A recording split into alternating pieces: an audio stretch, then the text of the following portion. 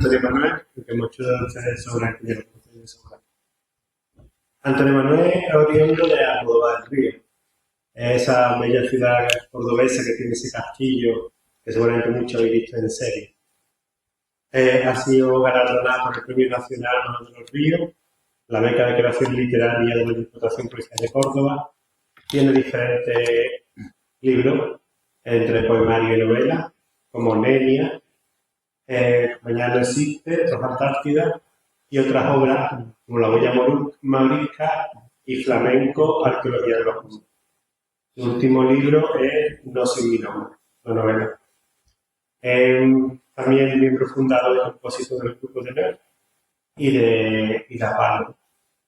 Es colaborador de distintos medios como la cadena SER, El País, también lo hemos podido ver en la televisión Danza Pública y ha participado en cortometrajes como La Navaja, Flamenco se escribe con mayúsculas. Siempre ha compaginado su labor creativa con la docencia y con el activismo político y tiene varios ensayos jurídicos y coordina el laboratorio jurídico sobre desahucio y pertenece al Consejo Asesor de la Cátedra de Memoria Democrática de la Universidad de Córdoba. Y sin más, os doy paso a su conferencia. Muchas gracias. ¿Puedes encender esto?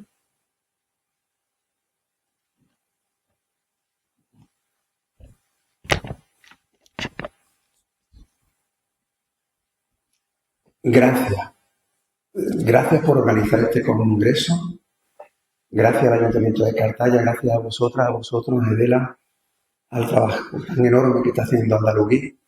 Y gracias a vosotros y a vosotros por venir.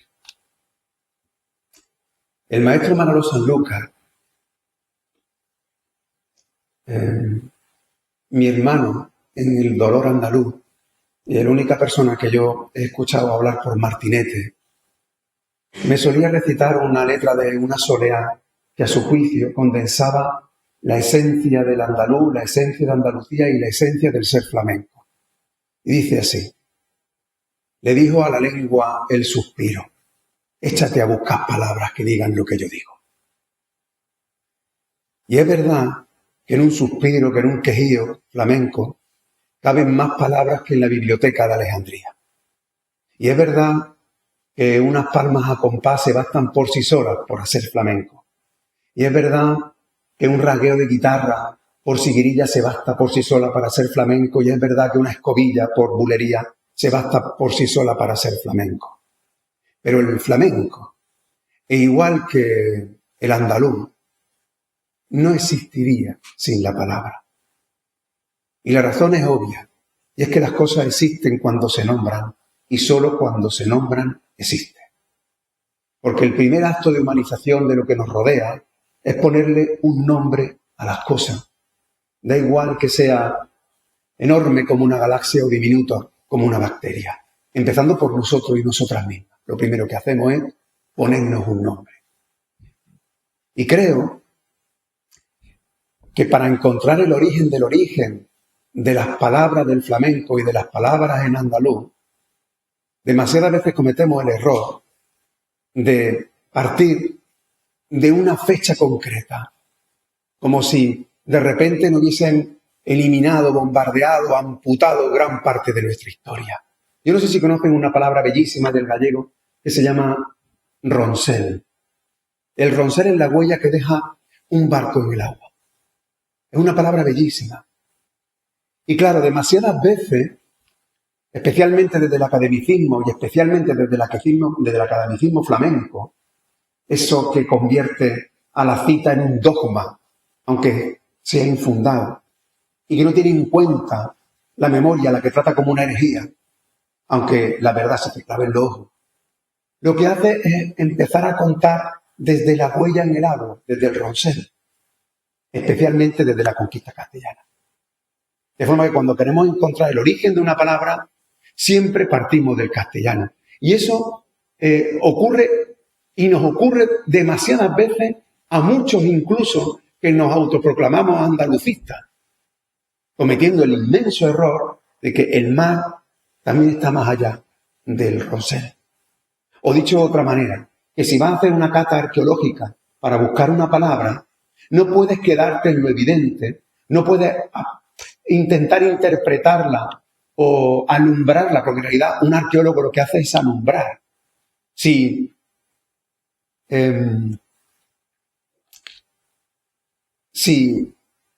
Andalucía es un palimpsesto de cultura y el flamenco es el producto del pueblo andaluz, pues para encontrar los orígenes del andaluz y del flamenco especialmente, habrá que buscar en el origen de las lenguas de los pueblos que lo han parido.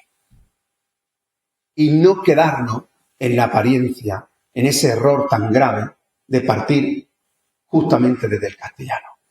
Miren, a partir de ahora, si os parece, yo voy a improvisar e intentar dejar huellas por todas partes, para que empecemos por lo menos a dudar, por lo menos a cuestionar. Verán, yo tengo una amiga mía de Priego, y el otro día iba con ella por Chiclana. Por cierto, cuando ha dicho antes José Félix que a lo de Laurín le llaman el lugar, por ejemplo, en Chiclana también llaman a lo de Chiclana el lugar, porque distinguen a lo del lugar de lo de la banda. La banda son los que viven en la frontera. Chiclana era Chiclana de la Frontera, pertenecía a la banda morisca, a todos los pueblos que se llaman de la frontera. De forma que los del lugar son los que estaban dentro del pueblo y la banda los que están fuera. Ese lugar es como el fargue. Fargue también significa en árabe andalusí lugar. Bueno, mi amiga, retomamos mi amiga de Priego, ¿no? Se da un golpe y dice, ya me dan un lobino. Dijo, me he dado un lobino. Claro, yo nada más escuchar la expresión, digo, ¿lobino? Claro, las palabras en árabe, especialmente en árabe andalusí, pero todas, son trilíteras. Pero tienes que pensar que hay una L, una B y una M. Eso en árabe es leche. Labán es leche. Cuando empieza a rascar, a hacer la cata arqueológica, ¿no? Y resulta que busca en el diccionario, en este caso del árabe, en concreto del árabe andalusí, y resulta que Labán significa leche y darse un golpe.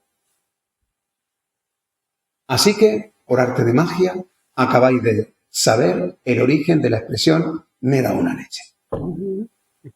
Claro, ¿por qué te das una leche? Es que no te lo plantean. Pero claro, si intentas buscar un porqué a partir del castellano, todas las conclusiones son absurdas, son completamente estúpidas. A no ser que desconfíe y empiece a hacer esa cata arqueológica y diga, bueno, es que a lo mejor esa palabra no proviene de ahí. ¿Cuál ha sido la huella? ¿Cuál ha sido la pista que hemos seguido? En este caso, la pista de un localismo de Priego, que es una palabra que se quedó en formol. Lobino, labán, leche, golpear. Cuando uno pierde el código fuente, cuando ya no conoce el origen de la palabra, ¿qué es lo que pasa? Que olvidas también el origen de la expresión. Eso le pasa al andaluz así de veces. Así de veces. Y hay muchas, pero especialmente en el flamenco. ¿Y por qué en el flamenco? Porque el flamenco acabó convirtiéndose en un armario de nuestro pueblo. Es decir, en una fuente de expresiones, no solamente en la palabra, sino también en la forma de decirla y en la forma de cantarla, que estaba tan pegada al alma del pueblo, tan pegado a lo íntimo, tan pegado a lo marginal, tan pegado a lo sagrado, tan pegado a lo prohibido, que no se podía pronunciar. Entonces, si no podías pronunciarlo, ¿qué es lo que ocurre? Que se fosiliza. Y al fosilizarse, se convierte en una de las pruebas, como lo vino, más evidente de cómo el andaluz, si tienes que encontrar el origen de muchas de las expresiones, tienes que abandonar ese cómputo a partir del castellano. Gravísimo error. Y eso le pasa especialmente ahora en el flamenco, porque no sé si lo saben, pero hay como una corriente que niega incluso el origen del flamenco en andaluz. O sea, ya el flamenco ya no lo hemos creado tampoco nosotros. Cuando me refiero a nosotros, no me refiero a esa frontera física, administrativa de una comunidad autónoma. También en el sur de Extremadura se habla andaluz, también se habla andaluz en La Mancha, también se habla andaluz en el Levante, también se habla andaluz. Eso también es andaluz. Entonces, si me permite, vamos a tirar un poco del hilo y vamos a ver qué es lo que realmente ha pasado, qué es lo que bulle en el fondo, ¿no? Mirad, yo no sé si conocéis el signario de Espanca. El signario de Espanca es una piedra que se halló en el suroeste peninsular, donde alguien empezó a transcribir el alfabeto fenicio. Y resulta que, como para aprenderlo, tuvo que añadir unos 5 o 6 signos, porque lo que hablaba no podía ser reglado con el alfabeto fenicio porque no existían esos sonidos. Es decir, la necesidad de intentar añadir signos ortográficos que representen lo que hablamos ya preexistía antes de la Bética. Cuando llega la Bética, en la Bética, claro, preexisten sonidos, preexisten palabras. Hoy estamos aquí en Cartaya.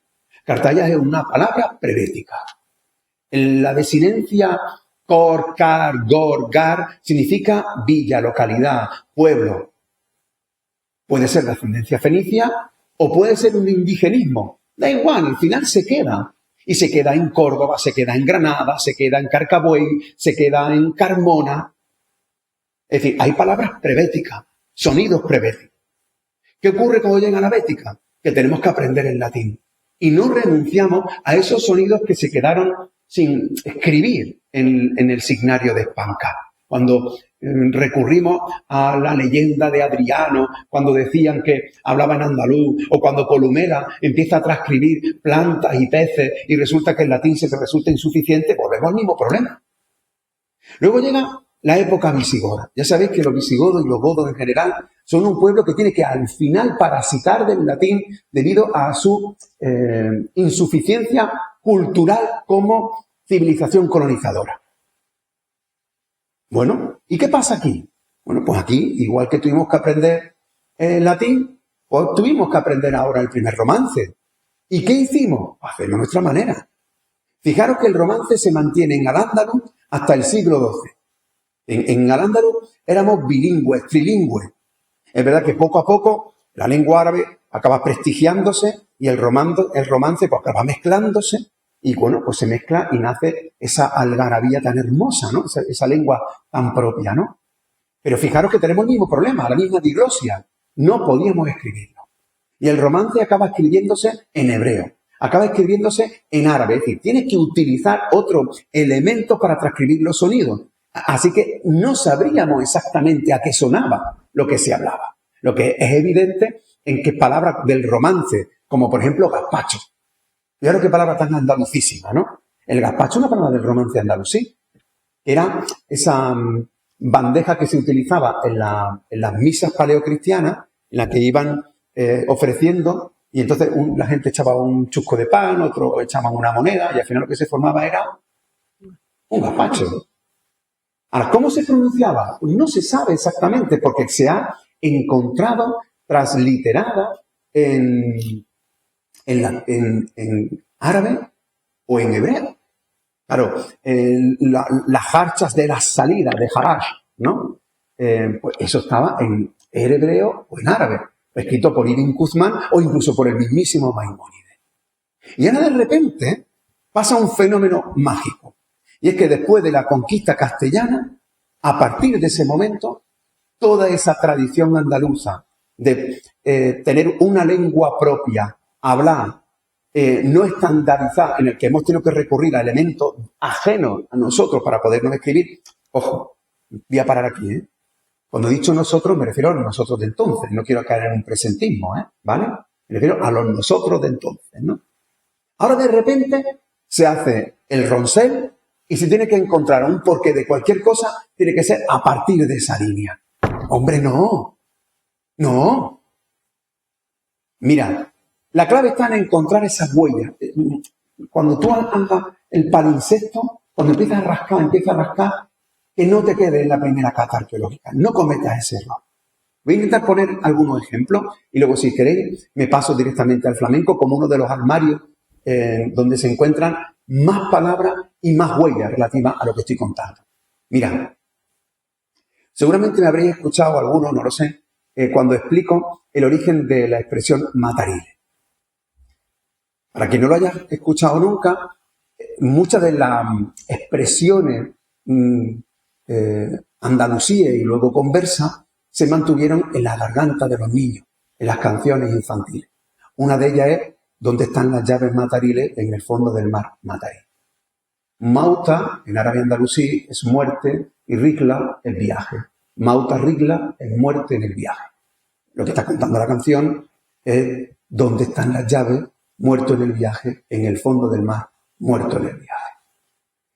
La canción está narrando la tragedia de los que tuvieron que marchar con las llaves de su casa hacia el otro lado, hacia las dos orillas, la orilla africana y la orilla americana, y sin embargo acabaron muriendo en la fosa común del Mediterráneo del Atlántico, exactamente igual que ahora, pero en sentido contrario. Pues bien, no sé si saben que el pueblo jarocho, en el Golfo de Veracruz, cantan fandango y cantan petenera. Los fandangos se componen de distintos sones. Y hay un son que es el son del balajú. El balajú es una barquita muy pequeña. Entonces, cuando el marinero embarca en el balajú, pues no sabe si va a volver. Y cantan un fandango. Es decir, cantan un son. Y el son dice, ariles y más ariles. Y dice más ariles. Cuando le pregunta, ¿qué estás diciendo? Dice, pues no lo sé. No sabe lo que significa. Está diciendo que puede morir en el viaje. El pueblo jarocho. Cuando le preguntan a los jarochos por qué os llamáis jarochos, tampoco lo saben. Hay una teoría relativamente reciente, precisamente de la Universidad de Veracruz, que dice que puede provenir de la playa de la Jara, de Sanlúcar de Barrameda. Yo no me lo creo. No me creo por muchas razones. En primer lugar, porque los gentilicios no terminan en ocho ni en hacho. A lo mejor sería un jareño, pero un jarocho no. Y luego no todo el mundo embarcaba a la playa de Sanlúcar, por Dios. Embarcaban básicamente en Sevilla. No sé si sabéis que la oleada de moriscos, conversos, judíos, marranos, gitanos que embarcaron a América fue tan grande que no pararon de emitirse cédulas para decir, oye, a ver si prohibida alguna manera que lleguen, ¿no? Un jarocho es un mestizo. Un mestizo. Y resulta que la palabra jarash, que es el origen de jarcha, significa salida, y jarayú es los que salieron, los expulsados. Oye, que a lo mejor, jarocho es el expulsado. El otro día me escribe un amigo mío de Cuba y me dice, aquí en Cuba también se canta la canción del Matarile, pero se dice amán brochato, matandile, dile, dile. Amán brochato. Tela, ¿eh? Cuando le pregunta a este sesgo en el que en realidad es una dictadura de los datos de inteligencia artificial, le dice, oye, ¿de dónde puede provenir? Y te dice, de una canción francesa que dice «Oh, mon beau château». «Ah, mon beau château». «Oh, mi bello castillo, matarile, dile, dile». Le pregunto a una amiga francesa, oye, ¿qué significa matandile, dile, dile? Y dice, no tengo ni idea. Aquí dicen que es mi tío le, maton, lire, lire. Sí, todo esto suena a broma, pero es exactamente igual que lo que se hace cuando se intenta explicar orígenes de los flamencos y de muchas palabras andaluzas. Pero a mí me llamó la atención dos cosas. A ver si estáis de acuerdo conmigo o no. Primera, ¿por qué dice en francés A en lugar de O? Porque dice Ah, mi bello castillo. Tendría que decir Oh, mi bello castillo. Y la segunda quizás mucho más llamativa. ¿Por qué un cubano mete una R?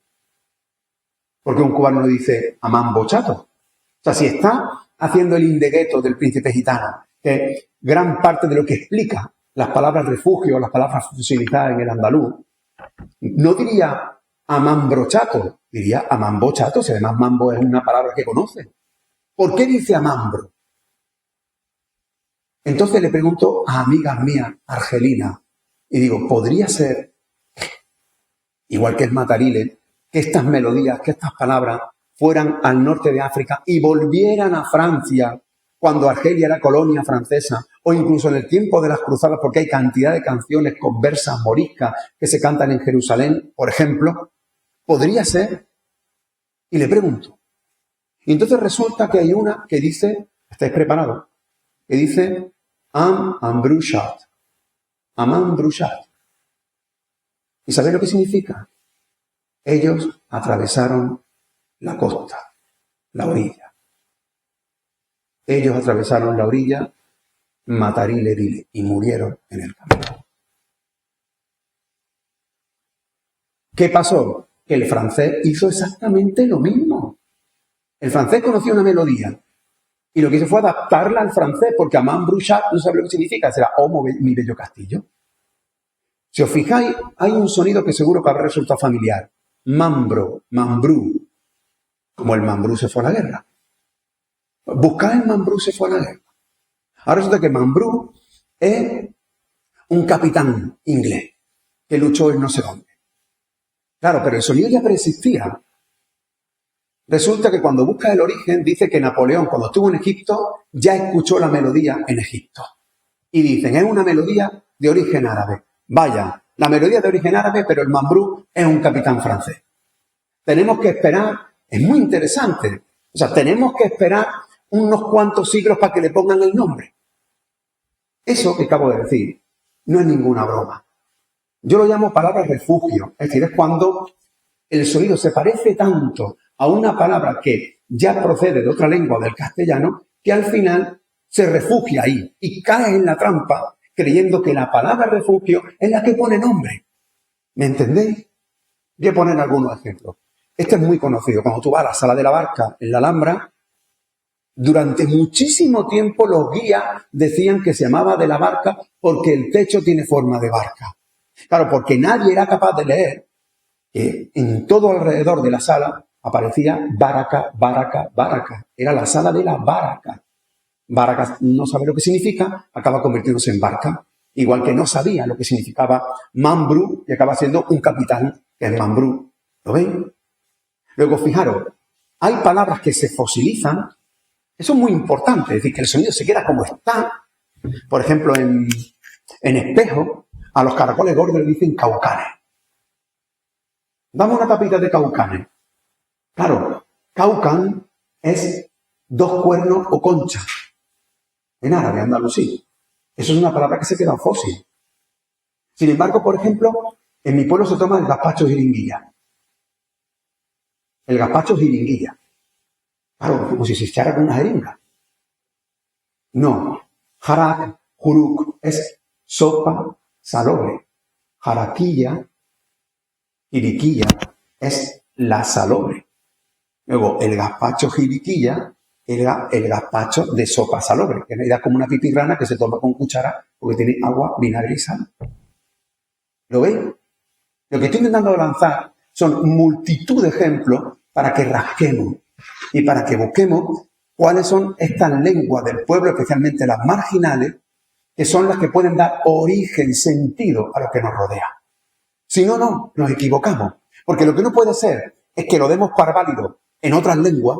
Por ejemplo, cuando decimos, mira, se montó un Belén. ¿De verdad que cuando se monta un Belén es que se monta un pollo? Cuando montáis un Belén vosotros con Navidad y eso, es que os peleáis entre los hermanos y os peleáis con vuestro padre. Bueno, a lo mejor sí. Pero claro, es que velum es guerra en latín. Montar un velum es montar una guerra. Pero como ya no sabe lo que es velum, pues dice se montó un Belén. Vete a tomar por culo. Procul en latín es lejos. Por culo es lejos. Ahora entiendes por qué dice se fue a tomar por culo. ¿Dónde vive? En a tomar por culo. En lejos. Pero claro, vuelvo a repetirte, si cometes el error de no voy a escarbar, pero oye, del latín vale. ¿Qué te digo? Del inglés. Todos hemos aceptado los anglicismos que se gaditarizan con el aliquindó y con el guanajá, ¿no? Con el huachinay, con el guiri. Oye, pero ahora resulta que proviene del árabe andalusí y no, porque de repente se produjo una amnesia colectiva que hace que no entendamos lo que ocurre. Lo mismo pasa con las lenguas vernáculas negras. Mira, viniendo para acá, fijaros qué cosa más interesante. Viniendo con el coche, he pasado por Aljaraque. Bueno, pues mira, una palabra de toponimia clarísimamente árabo-andalusí. Jarak viene a ser una desviación probablemente de Sharat, que es como colina. Un poquito más para adelante está tariquejo. Tariquejo es una palabra bellísima. De tarik es camino, luego es el caminejo, el caminillo. Bueno, en las toponimias valen. En el río Guadalquivir también, en la Alhambra también, en la Mezquita también. Oye, pero en Soleá no, ¿eh? En Siguirilla no. En palabras que son completamente andalucísimas. Lo admitimos, mirad qué palabra refugio tan evidente. En Guarrito. Los que sois de Málaga. Porque yo, por ejemplo, en mi pueblo se dice, dame el guarrito, no lo entienden. Pero el guarrito es un taladro, es un berbiquí. Claro, ¿por qué se dice guarrito? Porque la marca era el Warrington. Entonces acabó siendo, dame el Warrington, fuente. Dice, ¿y por qué se llama guarrito? Dice, porque la broca tiene la forma de la cola de un cerdo. ¿Lo veis? O sea, ¿qué es lo que ha pasado? Que intenta buscar el origen, la lógica, a partir del castellano, del roncel, de esa huella que deja el barco en el agua. Bueno, pues yo creo que una de las aportaciones más interesantes que podemos hacer para complementar el inmenso trabajo que estáis haciendo estandarizando el andaluz es que las etimologías sean las correctas. Y para que las etimologías sean las correctas, lo primero que tenemos que hacer es desconfiar de aquellos que nos otorgan unas etimologías ajenas a nuestra propia cultura, a nuestra propia identidad. Y tenemos que desconfiar. Y ya está bien. O sea, esto que estoy diciendo es muy importante. Estamos reivindicando soberanía política, estamos reivindicando soberanía económica y tenemos que reivindicar soberanía cultural. Es decir, el discurso que tengamos que elaborar nosotros, de nosotros mismos, tiene que partir de nosotros mismos. Y ya está bien de creernos fuentes ajenas. A mí se me saltan los ojos de las cárcavas, de verdad, de las cuencas, cuando dan por verosímil inventos sin ningún fundamento, pero que a fuerza de ser repetido en las citas académicas, se convierten en verdad. Oye, ya vale, ¿no? Tenemos que hacer un esfuerzo sobrehumano y es convertir la memoria en una fuente académica. Porque lo que no puede ser es que nuestras abuelas, nuestras bisabuelas, nuestros abuelos hayan mantenido la memoria en los gestos, la memoria en los aromas, la memoria en los sonidos, la memoria en las palabras, y a nosotros nos creamos lo que dice otro de nosotros mismos, cuando la verdad está ahí. Cuando mi abuela Rosario la Carbonera hacía perrunas por Navidad, las ponía a la entrada de la puerta, con una botella de anís. Y cuando yo iba a coger las perrunas, me llegaba mi abuela Rosario y me hacía, esas no, que son para la calle. Tú cómete las perrunas de la casa. Resulta que mi abuela hacía para la calle perrunas con manteca de cerdo. Y para la casa, con aceite de oliva. ¿Mi abuela sabía lo que estaba haciendo? No. ¿Lo sabía la madre de mi abuela? No. ¿Lo sabía la bisabuela de mi abuela? No. Pero hubo una generación en la que dijo, para que no desconfíen de que yo soy musulmana o judía, voy a hacer las perrunas con manteca de cerdo. Para la calle. Pero para adentro voy a seguir haciendo lo que siempre he hecho. Bueno, yo creo que tenemos que dignificar la etimología de nuestra lengua, otorgando rango académico y de verosimilitud a la memoria escrita en el aire. Y eso lo han hecho nuestras abuelas y nuestros abuelos. Lo que tenemos que hacer es alumbrarlo, ponerle una gafa y empezar a verlo. Yo he leído hasta la náusea en la palabra arbonaira, por poner un ejemplo, provenía del aljamiado verde y blanco. Yo cuando lo veía decía, pero si no es verdad, si es que no es verdad. Ni verde es jodar o jadrá, y blanco no. Y sin embargo, balad, como sabéis, o deberíais saber, o deberíamos sabernos, patria, país. El diminutivo, albulaida, es mi pequeña patria, mi pequeña país. Es decir, mi pequeño país porque se simboliza en la bandera, porque nos cabe en el corazón y porque nos cabe en la lengua cuando la nombramos, allá donde vayamos. A mí me duele que los andaluces no sepan que su bandera se llama Arbonaira, pero me duele mucho más que tampoco sepa el origen. Y me duele mucho más, pero mucho más, que crean que el origen es otro. ¿Entendéis? En el fondo, lo que hicieron en el signario de Espanca, ese del que os hablé al principio de la charla, era aljamiar. Ya sabéis que aljamiar es utilizar el alifato o el alfabeto en árabe para transcribir sonidos del castellano. Como tuvimos que aprender castellano, cuando digo tuvimos me refiero a los nosotros de entonces. Eso. Como tuvimos que aprender castellano, ¿qué hicimos? Utilizar la grafía en árabe.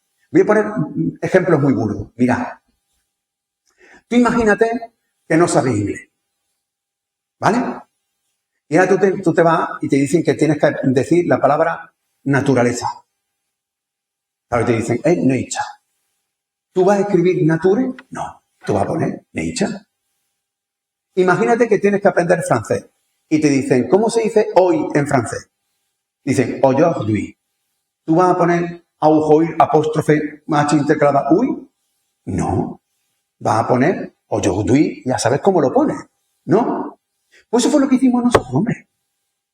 Y esa es una de las claves, que no la única, pero una, que amputamos para entender por qué pronunciamos como pronunciamos. Si yo tengo que aljamiar el sonido, un sonido similar a la S, bueno, pues si en árabe andalusí tengo la sin, la shin, la fa, la zo, la zain o la ja incluso, pues depende de la que cogiéramos, a lo mejor, puede ser una de las claves para entender por qué seseamos, ceceamos, jejeamos. A lo mejor. Yo no digo que lo sea. Yo digo que lo tengamos en cuenta. Porque cuando tienes textos aljamiados, por ejemplo, en Aragón, resulta que para el aragonés, sí, y para el andaluz, no. Oye, pues eso me lo tienen que explicar, ¿eh? ¿Por qué para unos sí y para otros no? ¿Entendéis, no? Bueno, pues una de las claves está en el flamenco. Como me quedarán aproximadamente, ¿cuánto? Unos 15 minutillos, si os parece, aunque probablemente me vaya otra vez, pero la línea la tenemos clara, ¿no? La línea o el argumento central es, a la lengua estandarizada le tenemos que añadir o complementar algo fundamental, y es el origen de nuestra fonética y el origen de nuestras palabras. Y para eso tenemos que desconfiar de lo que aparente ser castellano. Porque puede que lo sea o puede que no. A mí, por ejemplo, ¿ves? Ya me voy otra vez. Pero voy a poner un ejemplo también muy evidente. Mirad, la H aspirada. Es que los andaluces aspiramos la H. Mira, mi madre no sabe si se aspira con H. Si no sabe si se escribe con H, ¿cómo lo va a aspirar? Mi abuela no sabe si tenía H. ¿Cómo la va a aspirar? Mi bisabuela no lo sabía. Es que a lo mejor no es eso, ¿eh? Es que a lo mejor no es eso. Yo no digo que a lo mejor en algunas palabras lo sea, pero en otras no. Porque si decimos Java, y resulta que Java, tal cual, es en árabe Java, pues a lo mejor es que decíamos Java. Tan sencillo como eso, ¿eh? Y no hemos cambiado nada. Un ejemplo, por tirar del hilo. Cuando decimos daleao. Cuando decimos daleao es porque hemos alterado el ladeao. ¿Alguien me puede poner otro ejemplo de alteración tan bestia? Que se parezca. ¿Alguno más? ¿No? ¿Y por qué en daleao sí? Mirad, en el final de la Fátiha, que es lo que más, la oración que más repite un musulmán, es el Bismillah, Rahman, Rahim, Alhamdulillah. Bueno, en el final se dice Ala Dalim. Ala Dalim. Dalim es desviar. Ala Dalim, lo desviado de Dios. Dal es desviarse. Daleao es desviarse. En realidad lo estábamos diciendo. ¿Por qué voy a cambiar si mi palabra ya estaba bien? Eso es una palabra, ¿lo veis? Yo lo único que intento decir es, tengámoslo en cuenta. Y dejémonos ya de partir de lógicas castellanas. Los nombres de los flamencos y de las flamencas provienen incuestionablemente de nuestra memoria andalusí. Como sabéis, en Al-Ándalus da igual que fuera musulmán, cristiano, judío o cafre, es decir, un no creyente, el nombre era una cadena que se componía del futuro, de la memoria y del presente. El futuro es la primera parte del nombre, que es la cunia, que es de donde viene la palabra alcurnia, que es el nombre de tu hijo. Abu Liberto, por ejemplo, yo soy el padre de Liberto, ¿no? Luego viene que te asignan tus padres. Luego vienen 3 cadenas de memoria. Que eres hijo de tu padre, que a su vez era hijo de tu abuelo, que a su vez era hijo de tu bisabuelo. Que en al-Ándalus se empleaba la madre y no el padre. Luego viene el presente. Perdón, pues sí, ya viene el presente. Viene el primer lugar, el lugar donde naciste. Luego viene tu profesión. Luego viene tu característica física. Todos esos son la CAP, etc. Bueno, esa cadena enorme, nosotros lo que hemos hecho ha sido coger parte para denominar a alguien. Esos son los apodos de los pueblos. Pero esos son los nombres flamencos, de toda la vida. En el flamenco se ha utilizado o que eres el padre de tu hijo, o que eres el hijo de tu padre, o que es del lugar donde has nacido, o que eres hijo de tu madre, fundamentalmente, ¿no? La característica física. O sea, parar a pensar, Camarón de la Isla, Fosforito, Farruquito, Rancapino hijo, Turronero, yo qué sé, ¿sigo? Si tú te has llamado siempre al modo andalusí sin saberlo, puede ocurrir que las palabras que ponen nombre al flamenco también provengan de esa lengua. Empezando por la primera de todas. La primera melodía que se escucha es la nana. Y proviene del árabe andalusí, nam, nam, que significa duerme, duerme. Cuando se produce la conquista de Al-Ándalus definitiva, a los moriscos se les sigue permitiendo que canten y que bailen, pagando un impuesto que se llama el tarcón. ¿Y qué bailaban? Y cantaban. Cantaban zambra, cantaban leila. Zambra viene del árabe andalusí, zambra, que puede venir de Samara. Y ahora recordáis ese tango tan famoso de Camarón, cuando decía, Samara fue la reina de los moros, en una virgen parecía. Samara en árabe es moreno, morena. Zambra, puede por decir de moreno, de oscuridad, pero yo creo que viene de Zumra, que es grupo de, es como panda, como las pandas de los verdianes. Una Zumbra, es decir, una zambra de morisco, era un grupo de morisco. Bueno, pues nana viene del árabe, zambra viene del árabe. Cuando uno dice ole, ole, que es la palabra, digamos, emblemática de lo flamenco, están nombrando el adiós en árabe. Es Allah. Ya sabéis que en Al-Ándalus se hablaba con imela, que es la tendencia a cambiar la A por una E o incluso por una I. En árabe puerta es bab. Y sin embargo en Granada se dice bib. Y es puerta. ¿No? Así que no digáis Allah, que también, no sabéis, en la cantidad de lugares que se dicen Allah. Pues se dice ala, ole, ele. Vamos a tirar del hilo. Hay muchísimos palos que están imbricados en lo litúrgico, es decir, porque además musicalmente se parecen como 2 gotas de agua a las llamadas a la oración. La llamada a la oración en árabe se dice salah. El plural es salawá. El diminutivo es suleya. Soleá. Sí, se parece como 2 gotas de agua en la melodía, en la modalidad. No sé si han escuchado una soleá de Alcalá. Y pues igual que una frase de una llamada a la oración al modo andalusí. O una tona chica. Exactamente igual. O un martinete. O una debla. A lo mejor soleá viene de soleá, ¿no? De salawá o de suleya. ¿Por qué? Porque es una oración. ¿Eso quiere decir que el flamenco proviene del árabe? No. Rotundamente no. ¿Una llamada a la oración es flamenco? No. Rotundamente no. Pero que las trazas de las palabras y de las musicalidades se mantuvieron, por supuesto que sí. Le voy a poner otro ejemplo. La palabra azafata. Qué mal voy, ¿no? Azafata. Mirad. La palabra azafata viene del árabe zafat, que significa bandeja. Luego el azafate es el que lleva la bandeja. ¿Verdad? Bueno, pues tan absurdo es pensar que como la palabra proviene del árabe, es que había vuelos comerciales en el siglo IX, aunque Ibn Firnas volara desde la Rusafa, ¿vale? Pero eso es tan absurdo como decir que como los vuelos comerciales arrancan en el siglo XX, la palabra tiene que provenir del siglo XX. La palabra ya preexistía. Y luego se resignifica, o se olvida, o se inserta en otra. Eso pasa con soleá, pasa con martinete. Mirad, la segunda llamada a la oración es la ícama. Se llama 2 veces. Esa es la ícama. Se nombra a Dios 2 veces. 2 veces en árabe es marratain. Marratain. En árabe andalusí es Martín. Hay un musicólogo francés, Lefranc, que comparó las modalidades y las métricas y las tonalidades y las notas, los centones, y es exactamente igual que una ícama. Oye, martinete viene de 2 veces. Los martinetes se cantan redoblados y las fatigas son dobles. El doble está en todas partes, hasta en la debla.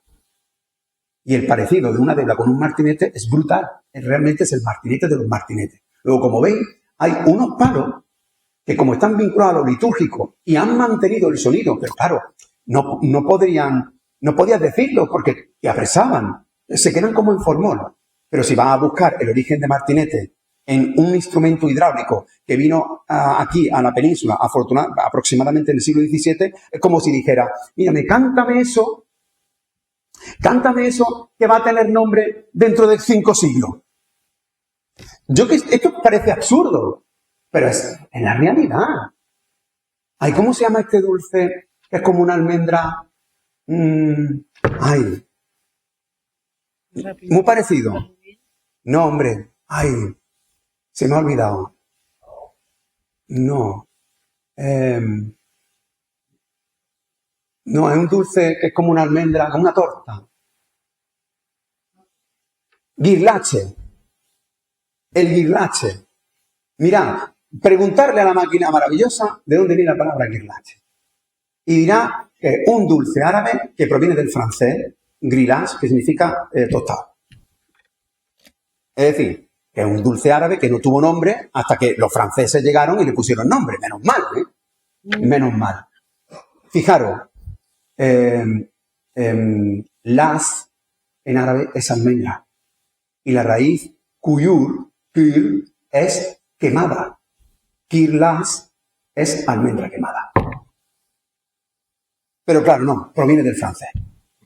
Claro, lo hemos estado comiendo, pero hasta que no vienen los franceses y le ponen nombre, no tiene nombre. Y eso pasa en muchísimos palos del flamenco, en la siguirilla, que dice que viene de siguirilla. Mira, pues perdonadme, ni se parece en la métrica, ni en la música, ni en la rima, ni en lo blanco del ojo. Entonces, a lo mejor no viene de ahí, ¿eh? Siker es borracho, éxtasis. Sikiría es la que emborracha, la que provoca el éxtasis. Y es exactamente la sensación sufí que se transmite cuando uno canta y otro escucha. Y es que te evade y consigue lo que llaman el tawhid, la unidad, ¿no? Eso pasa en palos de ese tipo. Pero es que hay muchísimos más de otros orígenes. Desgraciadamente no puedo detenerme, porque ya me queda nada, ¿no? ¿Cuánto? Un suspiro. Un suspiro. Queda un suspiro. Hay que tener también en cuenta también para entenderlo. Viniendo para acá había una calle que se llama Moreno. Esta calle Moreno de Cartaya es una calle de negro. La huella negra está por todas partes. Y Huelva y así. Así, ¿eh? Mirad, hay un villancico que está datado del 1725 en el archivo de la Catedral de Cádiz, que dice, los flamencos de Guinea, ¿eh? Que no canten hoy, que canten los moriscos y que canten a su Virgen a compás y con bulla. La Virgen que se quedó pura. Vaya, en el 1725, en el 1709 hay otro documento que dice los flamenquillos de Carbonera. ¿Los flamenquillos de Guinea? ¿Pero los flamencos no venían de Holanda? Hasta que los flamencos también son negros. Es que a lo mejor la palabra flamenco no tiene nada que ver con los orígenes disparatados que le atribuyen. Sin embargo, a fuerza de repetirlo, nos lo acabamos creyendo. Como ese origen de Taranto que dice que viene de Estaranto. Pues lo digo en serio, ¿eh? Carmen de Burgos, colombina, dice que Taranto viene de Estaranto. Tela, ¿eh? Resulta que para la flamencología, y tienen razón, el taranto es la evolución bailable de la taranta. Cuando salían de la mina preguntaba a la gente, ¿es taranta? No, ¿verdad? Si la palabra taranta es la previa, ¿cuál es el origen de la palabra taranta? Claro, puede venir de tarat, de tarnín, del tartil, que es la recitación cantada como un trino, y ahora resulta que eso encaja como un guante con lo que es una taranta. Bueno, la lengua vernácula es negra. la lengua de los gitanos, la racialización que hizo el gitanismo de todas las huellas anteriores. Pensad, por ejemplo, que Triana es ocupada por 8.000 moriscos de Almería. ¿Se lo tragó la tierra a los 8.000 moriscos de repente? ¿De dónde viene el barrio del Tardón? Si Tardón significa literalmente en árabe expulsado. ¿Por qué en Triana se dice qué bonito ir por Triana y ver la Torre del Oro sin campanas? Porque están viendo todo el barrio de Santa Cruz con las mezquitas convertidas en iglesia, menos la Torre del Oro. ¿Eso lo canta alguien que lo improvisa en el siglo XVIII? No. Mirad, hoy es un día muy importante, histórico. Es verdad que ha habido muchos días históricos también, de mucho esfuerzo, de mucha gente que lo está intentando, que lo ha intentado muchísimas veces, ¿no? Estandarizar, reglar, por ejemplo, la palabra arreglar, ¿no? Cuando dice, vengo arreglado. Os pido disculpas, la verdad. Pero como ha venido la palabra arreglar. Mira, no, termino ya, ¿eh? ¿Me dais un minuto? Un minuto nada más. Mirad, supongo que sabéis que en árabe la mitad de las letras son solares y la mitad de las letras son lunares. Las lunares mantienen el sonido del artículo. Por ejemplo, Almodóvar, Alféizar. ¿Por qué? Porque la siguiente letra es lunar. Pero cuando es solar, lo que se produce es una geminación. Y gemina el artículo. Por ejemplo, aceite es zait. El aceite, azait. Luz, nur. La luz, an-nur. Ahora podéis entender por qué decimos segio, carne, pero también porque decimos arreglado. Porque estás diciendo que estás reglando, pero con el artículo. ¿Lo veis? O dice, voy a arreglar papeles. En realidad vas a arreglar papeles, a regularizarlo. ¿Lo veis? Bueno, lo que está pasando aquí es que estamos arreglando el andaluz. Pero no porque esté roto, sino porque estamos dando reglas. Y mi aportación humilde hoy es simplemente la de la duda, la de haceros pensar que tan importante, que es crucial, como el que podamos escribirlo, es que además lo complementemos con el origen cierto de la palabra. Porque en el origen cierto de la palabra va a estar también nuestra memoria y no esa historia manipulada que nos han contado. Y para eso, como he dicho antes José Félix y vosotros, nos hacemos falta todos. Esto lo tenemos que hacer entre todos. Y tenemos que ayudar. Y tenemos que ayudar. Muchísimas gracias.